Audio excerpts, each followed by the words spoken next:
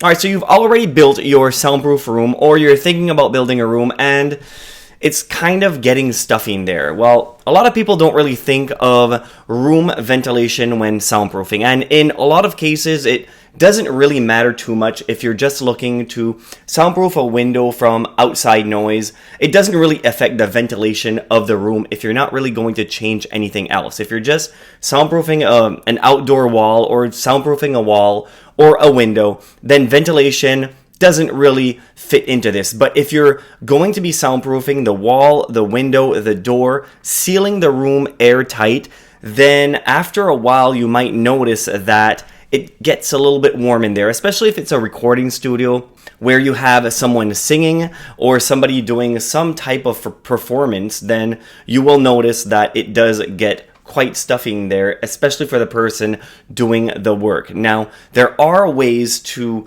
build different types of ventilation systems for a soundproof room, and I'll get into that in a few minutes. But sometimes you don't really think of ventilation when you're just soundproofing a door. You're sealing all around the door where you would see light shining through, and then you think of the bottom of the door, that 1 or 2 inch gaps sometimes that lets a lot of noise and light into the room. Now, you can buy a door sweep, where I talk a lot about door sweeps in some videos, and I'll have links in the description below of everything I talk about in this video.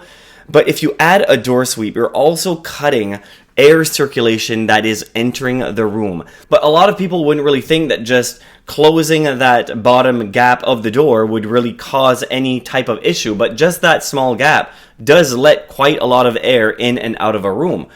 So if you do end up sealing that gap and sealing the windows, and you want to have that door closed at all time or for several hours, and you don't really have an air exchanging system or an HVAC system in your house that brings in fresh air from outside and sucks in the stale air from the room. But there are ways, however, to let air into and out of a room that has no real ventilation system in the house.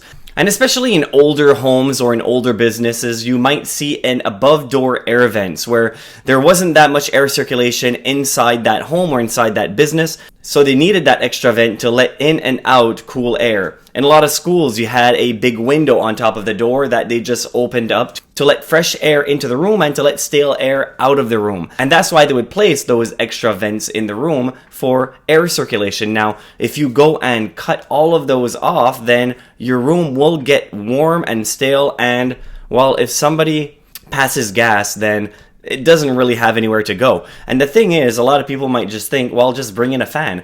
Well, a fan, it might be fine for the person that is directly facing the fan, the cool air, or I guess the air that's just shuffling inside the room goes right on them and it might cool them off, but it won't really do anything if there's multiple people inside the room. It doesn't really fix the problem. It just motions stale air, stale CO2 that you've exhaled around the room. Now, you can go ahead, if you are serious about building a soundproof studio and you do have an above door air vent already, you can go and build one if you don't already have one, but that would require you to make a hole inside your wall. And you might think that if you do make that hole, wouldn't sound come in? Well, that's where a sound maze comes into play. Now, a sound maze is to let air in, but to let the least amount of noise in the room or out of the room if you are recording in that room. Now, a sound maze, as you can see on your screen, it looks just like a maze. As you can see, the air can go in,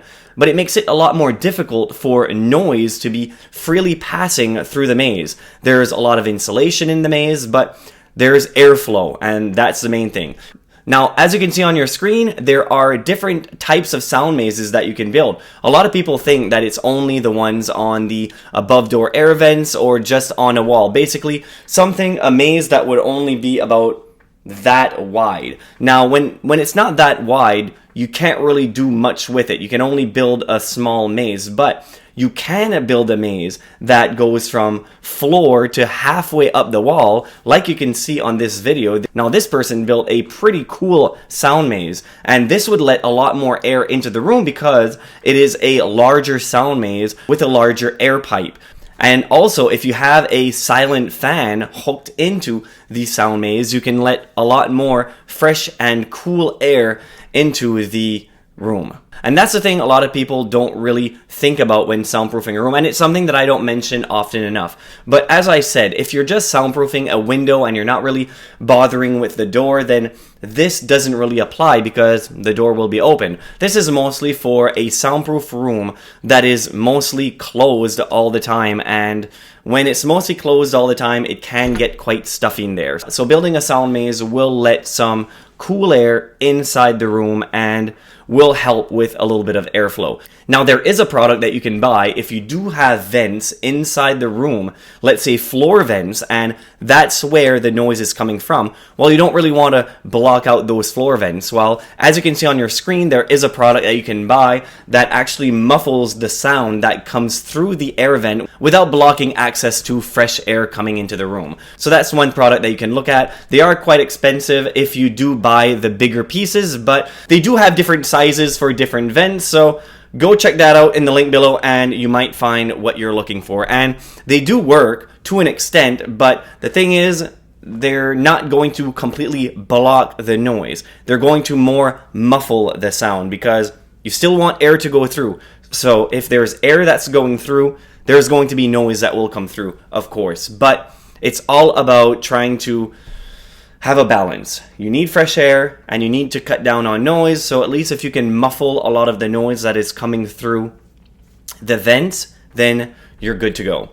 Just remember, proper ventilation makes your soundproof room a lot more comfortable, and it's something that, as I said, not a lot of people talk about. So hopefully you enjoyed this video, and in a future video I will go ahead and build a couple of different sound mazes to give you an example on how they actually work in practice. And if you have any ideas of future videos you'd like me to talk about, or if you have any soundproofing questions, please let me know in the comment section below. I would love to hear from you and answer as many questions as I can. Sometimes it gets a bit much, but I try my best to answer them, so don't be afraid to post them. Thank you very much again, and until next time.